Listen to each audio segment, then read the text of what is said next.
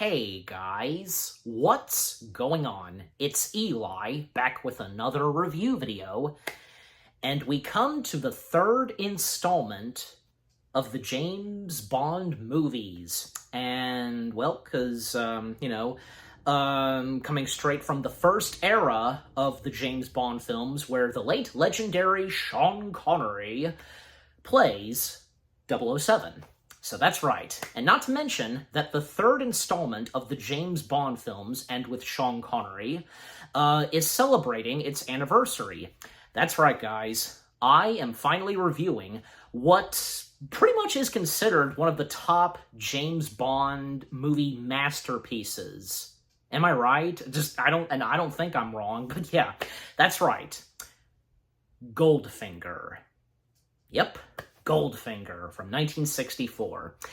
Yeah, again, definitely because Goldfinger, without a doubt, being one of the top amazing masterpieces from the James Bond movie series. And, seeing as how that this is the third James Bond filmed. Yeah, and I'm glad to have finally have seen it, watched it, and I actually, because, before I am now doing my review and you're watching it, I gave it a rewatch, and as well as I sometimes do, just to be sure, and to keep my memory fresh on movies, whatever it is that I review, watching a few reactions to Goldfinger on YouTube, and yeah, again, for me, because, well, it's not a disappointment. It did not disappoint me, of course, and I can see, because why this is considered a James Bond masterpiece. From the story and the direction it takes and whom James Bond comes face to face with, his assignment/mission that he's put to the task, the main villain of this James Bond film, definitely without a doubt, one of the top best James Bond films. Not to mention, to mention this, because I like to mention this, where Goldfinger, the titled villainous character, being placed at number 49, I think, yeah, in the AFI list of the greatest villains and heroes, at number 49 of the villain category, so yeah. Yeah, and I can see, because, really cool and smart James Bond villain Goldfinger is. That being his last name, because, Ulrich Goldfinger, if I'm getting his first name right. Well, I'm just going to stick with Mr. Goldenfinger, because that's what he goes by, of course, and that's how most of the characters refer to him, by his last name, Goldfinger. I said Golden, it's Goldfinger. But yeah, just overall, I really enjoyed this one James Bond film that is amazing. And again, to think that this is the third installment of the first batch of James Bond films where, again, Sean Connery being the first actor to play/portray 007. It's amazing, yeah. Alright, so, as always, read the description/the story. The powerful tycoon Ulrich Goldfinger has initiated, if I'm saying that right, Operation Grand Slam, a catalysmic, I don't even know if I'm saying it right either, but again, you know me sometimes, scheme to raid Fort Knox and obliterate the world economy. James Bond, armed with his specially equipped Aston Martin, must stop the plan by overcoming several outrageous advisories. Alright, so, with that out of the way, getting into the film itself. So, again, this being the third installment, as I've said a couple of times, and the opening to this movie, well, James Bond on an assignment/mission, and basically, he sneaks in and breaks into this facility, whatever it is, and, installs a bomb, and apparently we find out, and once he undresses and he's in a fancy white suit and going to a club and such, and the bomb going off, well, apparently this had to do with some heroin-flavored bananas, I think, yeah, heroin-flavored bananas. And yeah, I mean, that's not a good sign, of course, and good on James for stopping that. And he's got some business to attend to and finish with this girl that we saw dancing at that club, belly dancer, and a little bit of making out, of course. And, well, as we all know of the character of James Bond, he's quite the ladies' man, and especially after, all that action and adventure he's gone through, and, being with a girl that he hangs out with. And when at one point a thug comes in, and he can see right, through her eye, the reflection of her eye, that, sneaking up on him, and he used her as, a shield. She gets the hit, the wound, and then he takes care of him and causing him to, slip into a bathtub, and then throwing something electrical and basically burning him to death. Not literally, but, electrocuting him, basically. And, a funny line that Bond says, shocking, because of what just happened, so yeah. And after that, and he leaves the girl there, because I think, because the girl was kind of in on it too, but yeah, with Bond being ambushed. But anyways, of course, Bond was quick enough to not let that happen to him. So yeah, and with the opening credits, and yeah, the Goldfinger song in Goldfinger is a really good song, and not to mention, I feel like mentioning this because I recall that there was an episode of Frasier where Frasier, Niles, and Martin, they're at a piano, and they're singing Goldfinger. Because I even mentioned that to my mom one time, and she laughed, and because I'm sure you know which episode it is, and for all of you, including me, Frasier fans, know exactly what it is, and them singing Goldfinger, but I just thought I'd throw that out. Anyways, so after that, and with the opening credits, well, we cut to Bond, who's having a nice holiday in Miami Beach. And just to get it out of the way, because the locations in Goldfinger, taking place in, well, as I said, Miami Beach. There's also Big Ben, Black Park, Country Park, Berman Beaches, Baltimore, and Fort Knox, as was mentioned. And Switzerland, I think, Switzerland is set in this movie, and so just to get that out of the way, the name of the name of the locations that's in this Bond film. So again, Bond having a nice holiday in Miami Beach, and he's greeted by Felix Leiter, if I'm getting his last name right, being played by the late Cec Linder. I think, I'm getting his full name right. Basically, Bond has another assignment/mission, and when he's on holiday, there has to be another one for Bond. Can he not get some relaxing for a while? Yeah. Basically, he is assigned to go at it with, well, the main villain of this film, Goldfinger. And Goldfinger being played by the late Gert Frobe, if I'm saying his last name right, I'm pretty sure. And yeah, Gert Frobe as the titled villainous character, Goldfinger. Well, of course, he does not disappoint. And even Felix commenting to James about him being British, but he doesn't sound like he's speaking British. And the first time we see Goldfinger, he's meeting with this guy, playing cards or something, and Bond going to the room that Goldfinger's staying at, and there he meets Jill Masterson. Yeah, Jill Masterson. And Jill Masterson being played by Shirley Eaton. Yeah, I know that name, and I'm pretty sure I've seen her in other films than just Goldfinger. But yeah, we see Jill Masterson in the room that Goldfinger is staying in. And basically, we did see earlier that Goldfinger had an earpiece. And, well, when we hear Jill talking, and she's laying on a bench and, those chairs, and looking through binoculars and talking, well, she's basically helping out Goldfinger win, and for him to cheat at playing whatever game it is that he's playing. So yeah, and Bond, approaching her, and Jill asking him, who are you? And of course, Bond saying one of his iconic quotes, Bond, James Bond. Of course, has to be in there. And Bond basically interrupts the whole thing and speaks directly to Goldfinger and, causes Goldfinger to lose this time. And that's what happens. And, well, of course, Goldfinger is pissed by this. And, then Bond, he hits on Jill, and doesn't take too long for Jill to be, turned on by Bond's bewitched, romance and stuff like that. You know what I'm saying, but yeah. Oh, how Bond does it. Yeah.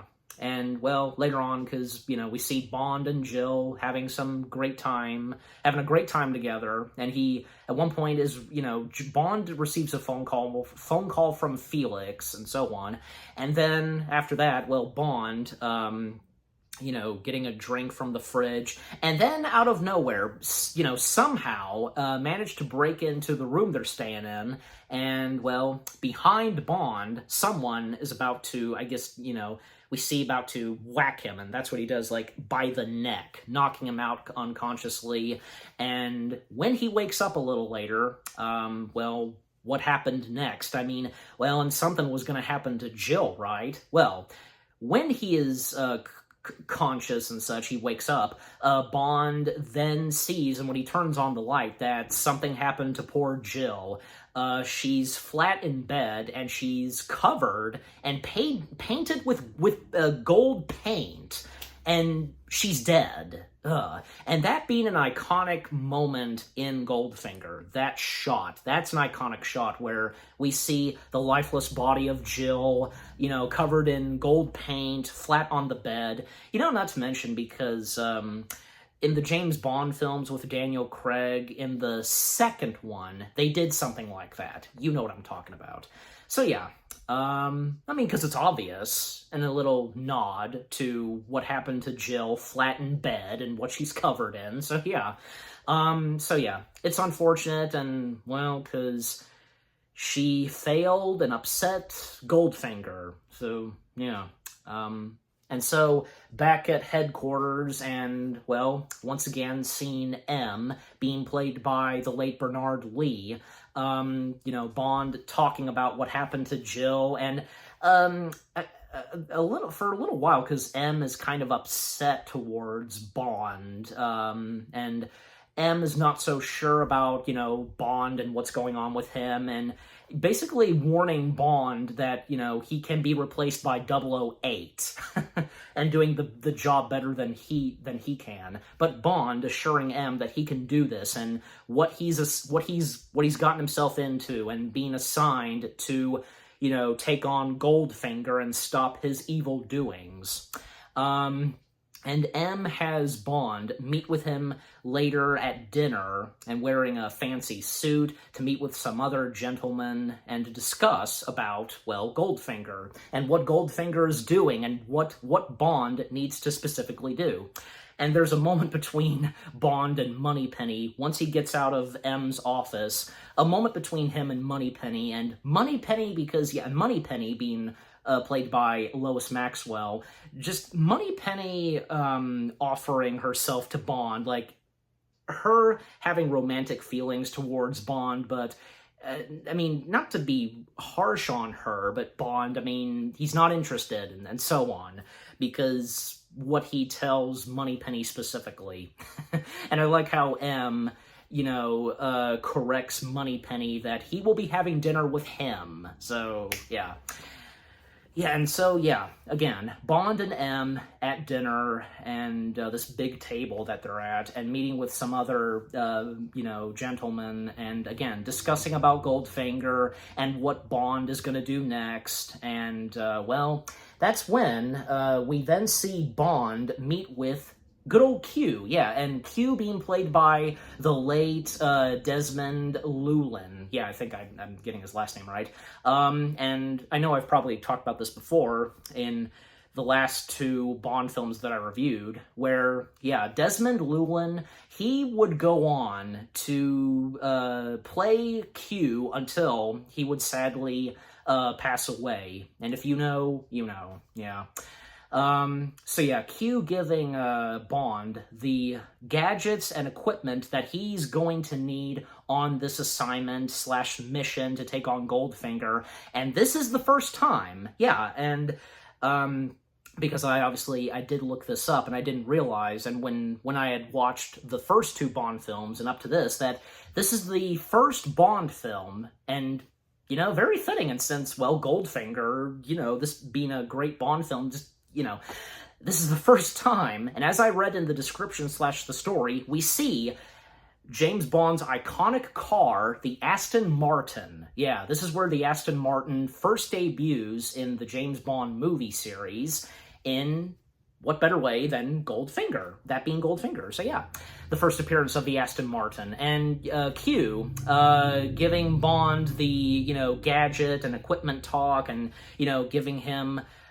details on the gadgetry that the Aston Martin has, from bulletproof windows and such, and the equipment that's inside of the Aston Martin, and even giving Bond a warning not to press a red button for, like, the gear and such, because by pressing the red button, half of the rooftop, of the Aston Martin will pop out, will fly off, and the passenger seat will eject and fly in the air too. Well, luckily for Bond, that would come in handy later on, and until I get to that. And the other gadgets that Q shows off to Bond, like, from a tracking beacon and, tracking devices and stuff like that, and especially one in particular where, to have it be placed in whatever vehicle Goldfinger is in, and that's what James Bond does later on. So after all that, and Bond going to his destination, where he will meet and come face to face with Goldfinger. And, well, because, yeah, the first time that Bond and Goldfinger meet face-to-face, well, they get along for a while. Nothing bad happens. And the sequence where Bond and Goldfinger play some golf. And also, we get the introduction of Goldfinger's henchman, Oddjob, being played by Harold Sakata. Yeah, I think I got that right.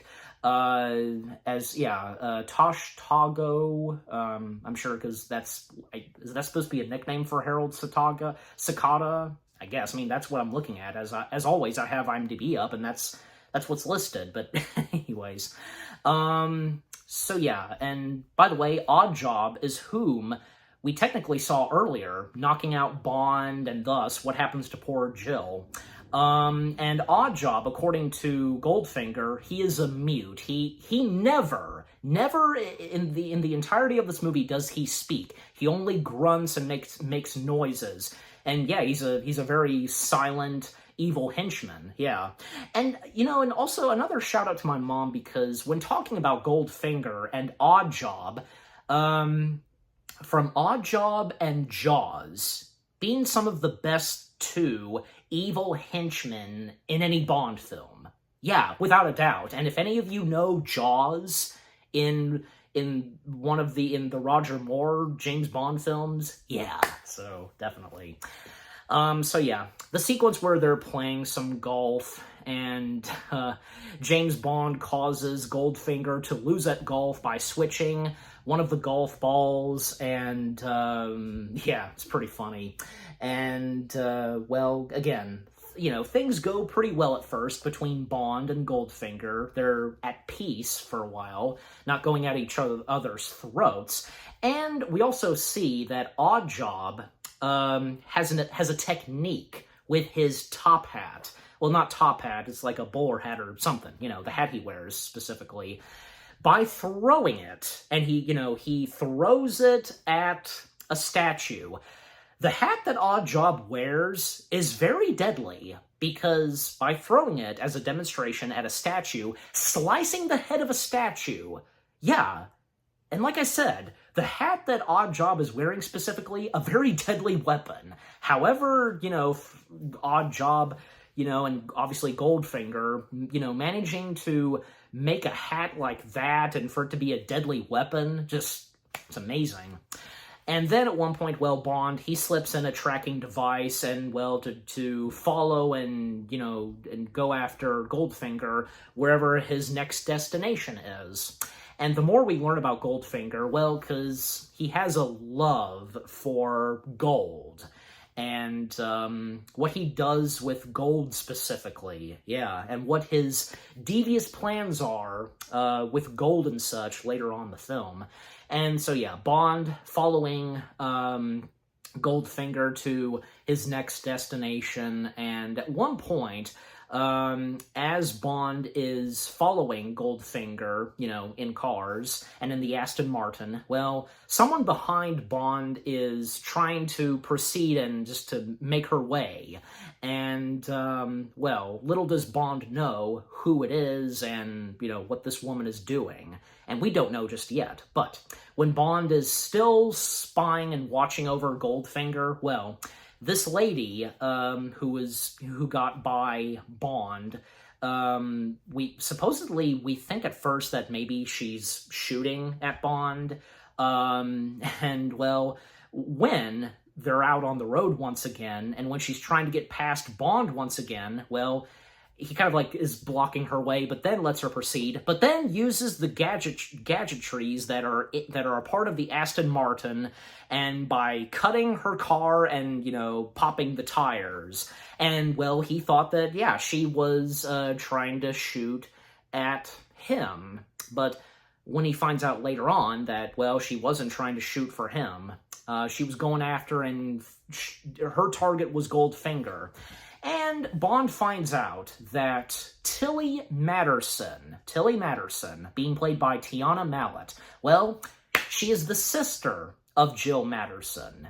But he finds that out a little bit later, and then, because Bond offering her a ride to a nearby garage, and then, yeah, Bond proceeding on following Goldfinger and where Goldfinger is at currently, and one of the other, villains of this movie, working alongside with Goldfinger and lending him, with gold and such, Mr. Ling, being played by Burt Kuwak, maybe I'm getting his last name right, I don't know. And then, sure enough, because, well, we see Tilly popping up again, and that's when he learns that, she is trying to kill Goldfinger, and obviously this is in revenge for, her losing her sister, because, yeah, going after Goldfinger because he killed her sister. But Bond, he wants to bring Goldfinger in alive, and they accidentally set off a trigger system, and, well, some Asian soldiers, troops, alert to the presence of Bond and Tilly, and when they try to get out of there and riding in the Aston Martin, well, because in the end, they are caught by Odd Job and the other troops, and unfortunately, when Tilly was trying to run away, Odd Job, he threw his hat at her, and that killed her. Ugh, that's a shame. And we didn't get that much of Tilly, nor Jill. But, of course, it wouldn't be a Bond film without having, a girl by Bond's side, but we would see her a little later on in this film, yeah. So, yeah, it's unfortunate that both the Matterson sisters, they didn't have that much in this one Bond film, but yeah, it's how it is and what goes on in this Bond movie and with its story, and what happens to some specific characters like the Matterson sisters. Yeah, so it's unfortunate for both Jill and Tilly. Yeah, and Bond being taken in and with a gun pointed at him, forcing him to drive in his Aston Martin to, their destination.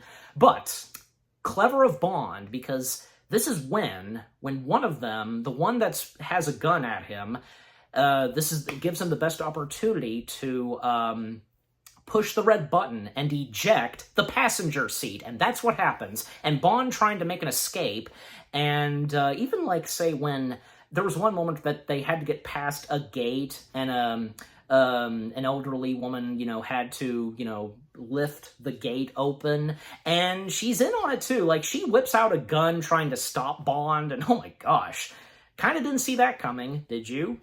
And yeah, them chasing after Bond, and, you know, Bond getting into a warehouse, and when, at one point, he is tricked when basically there's a reflection, but he didn't know, and it causes him to crash, and Oddjob sees that Bond was fooled by a mirror, like, thinking that another incoming car was coming towards him, yeah.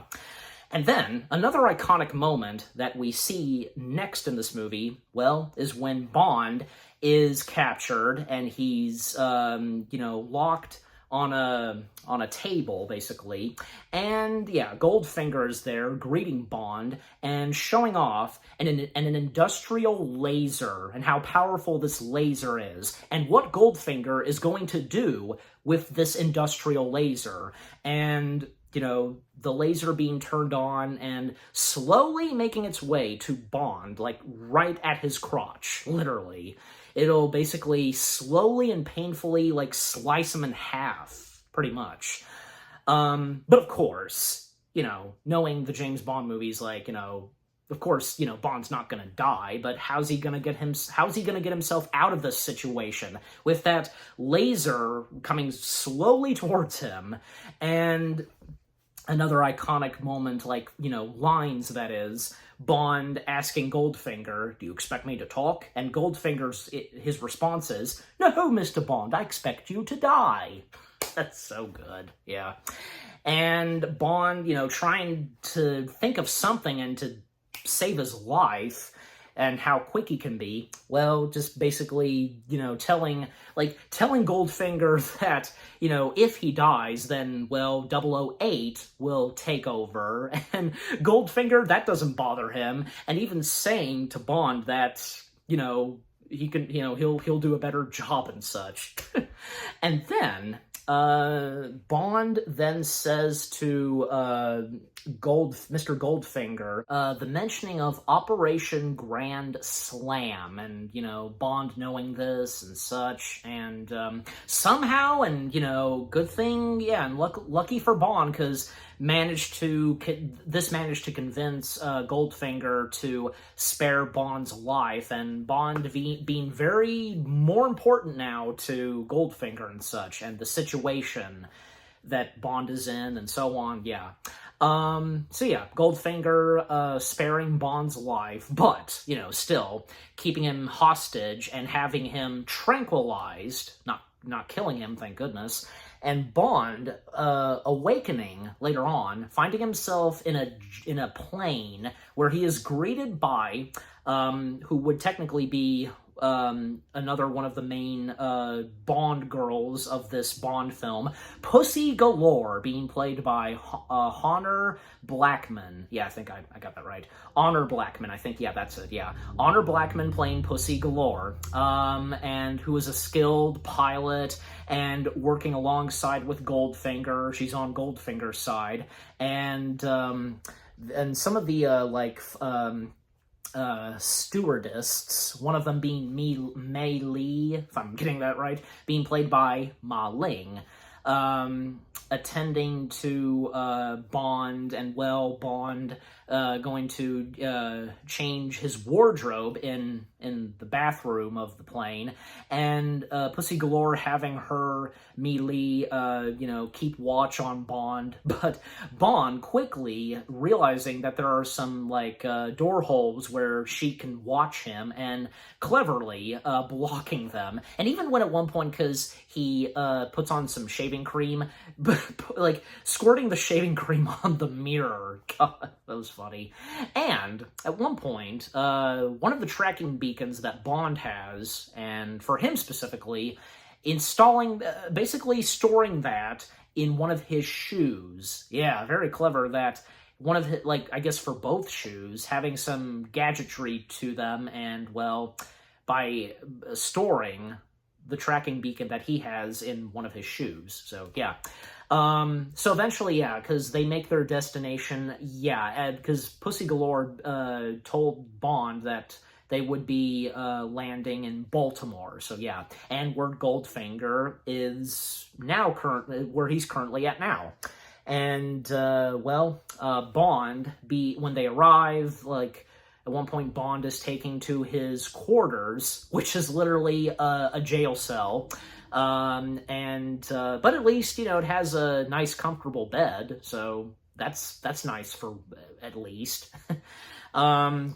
Goldfinger is meeting with these mobsters, I think, these like gang members or whatever, and one of them being Mr. Solo, and Mr. Solo being played by Martin Benson. Yeah, so he's one of them that Goldfinger meets with, and to them, it doesn't feel right that they're all together and then meeting with Goldfinger, and they're wanting their money and such that Goldfinger has, and Goldfinger giving them a presentation and telling them about where his bank is gonna be, and telling them that it'll be open by Sunday, showing them a map and a model, and even because with the mentioning of Fort Knox, the United States bullion, if I'm saying that right, as Goldfinger says, depository, often known as Fort Knox. There's a little description of it. It's a fortified vault building located adjacent to Fort Knox, Kentucky, used to store a large portion of United States official gold's reserves. Can't, for some reason, I'm having trouble pronouncing it. And occasionally other persuasive items belonging or entrusted to the federal government. Yeah, so basically, Fort Knox is Goldfinger's target. Obviously taking the gold from that facility, and he's also planning to blow it up, and even referring to the bomb as dynamite. He uses the word dynamite instead of bomb, and so on. And how they're going to get there, also Goldfinger tells them about Delta 9. Delta 9 is a fictional nerve gas, and it is a deadly nerve agent that kills victims almost instantaneously. So it can, knock out those that get a whip of it, and basically planning for Delta 9 to be unleashed, the gas to be unleashed into the atmosphere by planes, and Bond, coming back to Bond, because him attempting to escape from his prison cell and tricking the guard that was watching him outside, basically tricking him into coming in, and when he kind of, ducked down from the door, and when the guard steps in, there's no sign of Bond. And however Bond did it, he climbed on top of the ceiling, and he jumped on him and knocked him out, and thus, and he took his gun, and thus he makes his way out of there, and that's when he listens in on the presentation that Goldfinger is giving to these men from Fort Knox to Delta 9, and with this gas from Delta 9, all of that Bond is hearing, and he's writing it down on a note. And his attempts to have that note be sent to Felix and to the others. Yeah, and speaking of Felix, because, Felix is in the same, place where Bond is, because in Baltimore and such. And even at one point, because when we see Felix, he phones in on M about the whereabouts of what's going on with Bond and such. And, nice to see that, because Felix is keeping a close eye on Bond, and if things go horribly wrong, and so on. And by the way, to name off some of the other characters, as I sometimes do, not all of them, but still, there's Midnight, being played by Bill Nagy. Yeah, I think I said that right. Kish, if I'm saying that right, that's Kisch, being played by Michael Melliner. I think I got that right. Peter Cranewell plays Johnny. Bonita, played by Naja Regine. Smithers, being played by Richard Vernon. I mentioned Mr. Ling and Q, and Melee. Swiss Gatekeeper, Swiss Gatekeeper, being played by Varley Thomas. Dink, because there was another girl that whom we only saw for just like a few seconds, and this is when we saw Bond at Miami Beach, and Dink was giving Bond a massage. Dink being played by Margaret Nolan, and there's the Brigadier being played by John McLaren, and Atomics Specialist being played by Robert McLeod, if I'm saying that right. The last name right, that is. Blacking, played by Victor Brooks, and Alf Joint plays Capugo, if I'm saying that right, and Hawker being played by Gary Duncan. I think I got that right. Again, you know me, sometimes I try my best, but yeah. And some of those that are uncredited, like there's there are golfers, Miami Pool Girl, the gangsters, some of the gangsters that are uncredited. So anyways, so after that presentation, and when Bond, he heard everything and he wrote it down on a note, well, Pussy Galore is right there. She catches Bond and, ordering him to give her the gun that he stole, and that's when, Pussy Galore and Bond meet with Goldfinger outside, and Goldfinger obviously being aware that Bond escaped from his prison cell, and Bond and Solo meeting for the first and last time, technically, and then Bond, he slips in the tracking device and the note in Solo's jacket pocket. And, well, when Solo, being driven, Oddjob is driving Solo to the nearby airport, well, that's when Felix and, the driver driving Felix, it's one of them that I mentioned. Oh, yeah, and also Simmons, can't forget to mention Simmons. Simmons being played by Austin Willies, So Felix, detecting the tracking beacon, the tracking device from Bond. But little do they know, because, well, Bond slipped that in Solo's jacket pocket.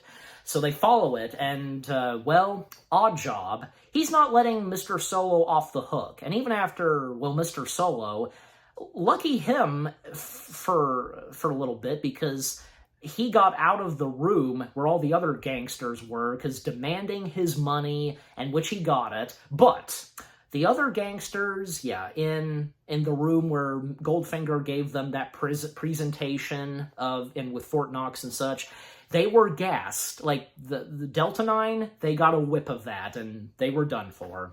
Unfortunate. So again, Oddjob not letting Mr. Solo off the hook that easily. They pass the airport, and that's when, and where no one can see and witness, Oddjob basically guns down poor Mr. Solo, And, well, what Oddjob does next is go to a nearby car dumpster place and basically leaves the car there, and supposedly with Mr. Solo's body in the car, and it's picked up by a crane, and, well, it gets crushed. Jeez, that's gruesome. I mean, even though we don't see the body of Mr. Solo being crushed, even though he was dead. Still, God.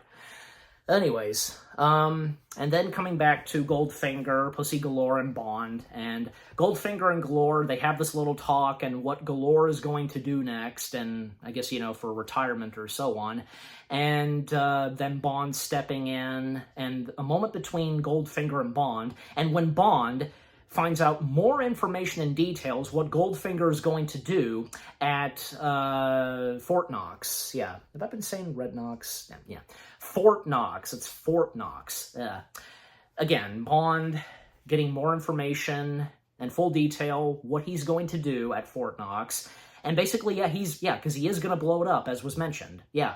And have the Delta 9 gas be unleashed in the atmosphere. Just very clever of Goldfinger. And again, it shows, because what an amazing Bond villain Goldfinger is, definitely.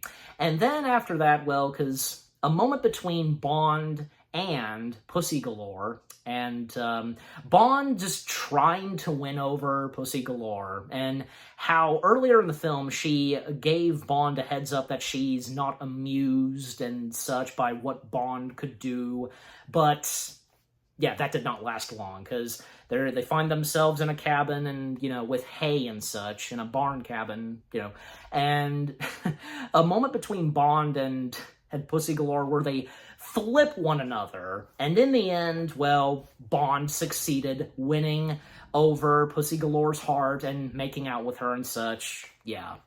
And then, well, getting near the climax, because this is where Pussy Galore, and along with her flying circus members, because, yeah, when they arrived at Baltimore and such, well, an air base where basically we see the words Pussy Galore's Flying Circus. What were they thinking? I'm not trying to make a big deal about it, but I'm sure you guys would think so too. What were they thinking back then? Because when they gave her first name being Pussy, well, have you also heard of Dr. Octopussy? Yeah, anyways. Oh well. So yeah, the airplanes along with Pussy, with Pussy, because they make their destination, about to unleash the Delta-9 gas, and yeah, it ultimately happens, and everybody that gets a whip of it, they're all knocked out. Even like there was a moment where a car wrecked, and well, that was because the driver unconscious, and passed out from the gas. So yeah, and thus Goldfinger and his men, they make their way, they proceed on to their destination at Fort Knox, about to do their evil business in the building, obviously taking the gold and blowing the place up to smithereens, basically like there was an atomic bomb that they were going to use. And Bond was going to go with the bomb, like he was going to be left there, handcuffed, just, yeah. But luckily, and what a twist, because nobody, even we see, and at the entrance of Fort Knox, we see Felix and all the other guys, they're there, right outside the entrance of Fort Knox. They did not get affected by Delta-9, and we find out later how this was possible. Yeah, so when they're inside and they proceed on with their business, and Bond being taken in, handcuffed, and with the bomb, and the time is set, and with the self-destruct, well, that's when, and to speed things up, because, yeah, Felix and the rest of the guys, they proceed in, and, yeah, the soldiers taking on the Asian troops and, trying to take down Goldfinger, yeah, again, they did not get affected by Delta-9, just obviously something happened, but I'll mention what happens later on, how that was possible. And Goldfinger, quick enough to get out of there and disguise himself. He managed to trick them for them not knowing it was him in disguise. He changed wardrobe and pretending to be one of them. Even, just flat out killing Mr. Ling, and when Mr. Ling was loyal to him. And, well, inside in the building and where the vaults are, well, because of what's happening, and, well, Oddjob and someone who, is an expert on, stopping the bomb and has the key to, stopping the bomb and such, well, he is not going to die, and he tries to make his way to, deactivate the bomb, but Oddjob, he's not letting him do that, and he throws him off the balcony and such, because they're up on, the third floor and such of the room they're in, and falling to his death, right on top of some steel bars. Jeez, would have broken every bone in his body. And even when he dies from that fall. And Bond, well, his attempt to, be released from the handcuffs, trying to reach for the key, and he does succeed on being uncuffing himself, and, well, we then see Oddjob, well, attempting to stop Bond, and the fight between Oddjob and Bond, well, yeah, and because, how else is Bond going to defeat Oddjob. We know it's coming, and how we've seen at times Oddjob is unstoppable, even when, like, say, Bond tries to knock him out with some items that he throws at Oddjob's face. No effect. And of course, with Oddjob, throwing his hat at Bond, but then Bond has a hold of the hat, and even Oddjob knows that, yeah, he can't mess with that. And when Bond throws the hat, he misses, and it hits one of those steeled bars. Oddjob, going for it, and very clever of Bond, because some wires were cut off and such, and basically using that and electrocuting those steel bars, and with that, Oddjob, he gets electrocuted to death, and him screaming, and yeah, what a fitting way to defeat Oddjob once and for all. So yeah, that's the end of Oddjob, getting electrocuted. And luckily for Bond, managed to succeed on detonating the bomb, deactivating it, another way to put at it, and, well, sure enough, Felix and the rest of the men are there, and yeah, everything's good now. And when Bond learns from Felix and the others that Pussy Galore actually helped out, and she basically, reached out to Washington, I think, yeah, and the Delta-9 gas, that was switched, and thanks to Pussy Galore, so nobody got unconscious nor killed by the Delta-9 gas, and then pretending to be knocked out and such by that Delta-9 gas. It's amazing in how Goldfinger was fooled, yeah, by the Delta-9 gas. And so, when it seems like everything's good now, however, Goldfinger is nowhere in sight, because they don't know where he is. I mean, we know because he changed his wardrobe and disguised himself and to get out of there, yeah.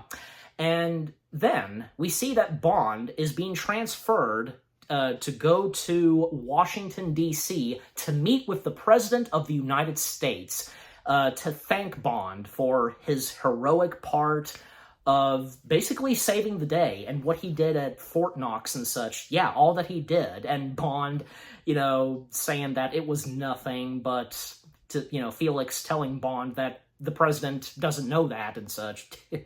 But hey, that's very lucky of Bond to, meet with the president. So yeah. And thus, yeah, Bond making his destination, being transported on a plane to Washington. But at one point, we see that on the plane, and, Pussy Galore is flying the plane. We see that. Well, Goldfinger is on the plane. Obviously, this was going to happen. And Goldfinger, he's not quite finished, especially with Bond, and telling Bond that he has intervened with his evil schemes for the last time. And, I think, it's a golden gun that he's using, yeah. And, he's going to kill Bond, and Bond questioning Goldfinger about Pussy Galore, and just very quickly, and golly, because Bond risking his life doing so, trying to grab the gun from Goldfinger, and they get into a tussle, and the gun is accidentally fired. And not to mention, Bond mentioned this to Pussy Galore early on in the film when, for the first time he met with her, and when, after he got out of the bathroom, he changed his wardrobe, she had a gun pointed at him, and he warned Pussy that if he fired the gun, going straight through him, and any risk of the bullet, hitting any part of the plane and causing the plane to be damaged and, to crash land and such, yeah. And with that kind of specific gun that she was carrying, and he knew that specific gun that Pussy was using, and basically telling the same thing to Goldfinger. But yeah, again, when they get into a tussle, and when the gun is triggered, the trigger is pulled, and, actually, because the bullet was fired at one of the windows, and this causes Goldfinger to be flown and be sucked out of the window, blown out of the plane, just, yeah. That's how he's defeated. Goldfinger meets his demise being blown out of the plane through one of those windows. And even though, because we don't see him falling to his death, we would, of course, get the idea that it was not pleasant. Yeah, but that's the end of Goldfinger right there. Adios. And, well, with that, the plane losing control, Pussy Galore having difficulty trying to keep the plane, flying and such, and Bond helping out Pussy Galore, and Felix and the others, they do discover in one of the bases, in the airbase and such, one of the buildings, that the pilots and such, they were tied up, and that was obviously Goldfinger's doing. And they know that, well, Bond is in trouble. And obviously, this was Goldfinger's doing. And one moment where Pussy asks Bond, where's Goldfinger? And Bond's response is, playing his harpsichord. that was an interesting way to put it that. Well, because, yeah, because, it's just like in a cartoon. Like, in some of those old, cartoons, most notably Looney Tunes, a character being killed, and we see them with angel wings and playing a harpsichord. Yeah. That was funny how Bond put at it, what happened with Goldfinger. And ultimately, we do see that the plane did crash. However, and it's obvious, yeah, Bond and Pussy Galore, they survived from the plane crash with the use of a parachute and such, yeah. And then we see Felix and the others in search of Bond, where he and Pussy landed, with the parachute, and Pussy Galore trying to signal them, but Bond is not having it, because for now, he wants to make out with her. Oh, Bond. And and that's why Bond is such a great character, and him being the ladies' man, and what a great way to end off the film right there. Yeah. James Bond, Goldfinger. Yeah. What more do I have to say? It is, without a doubt, one of the top James Bond movie masterpieces.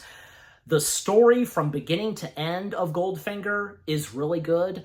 The characters, and with the main antagonist of this movie, Goldfinger, the Bond ladies, and with the action and, thrilling sequences, and with some explosions, a couple of car chase sequences, Bond fighting against the enemies, and with the climax, yeah, just what more do I have to say? Goldfinger is a James Bond masterpiece, without a doubt. And I'm giving Goldfinger 10 out of 10 stars. Yes, 10 out of 10 stars for the third installment of the James Bond films, and, from the era of the first James Bond films with Sean Connery as 007, Goldfinger, 10 out of 10 stars. Yes. And what about you guys? What did you think of Goldfinger itself? Is it one of your favorite Bond films from the Sean Connery, James Bond era? And any of the other James Bond films? Not just the ones with Sean Connery, just in general. Is Goldfinger one of your top favorites?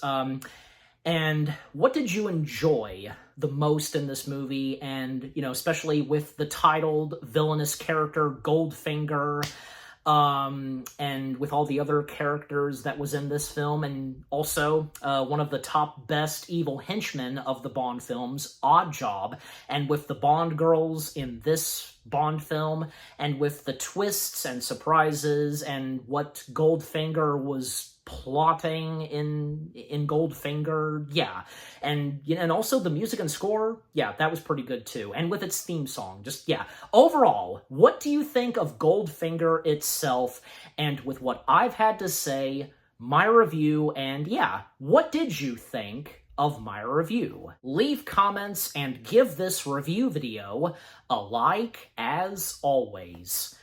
And so, with all that being said, thank you very much for watching.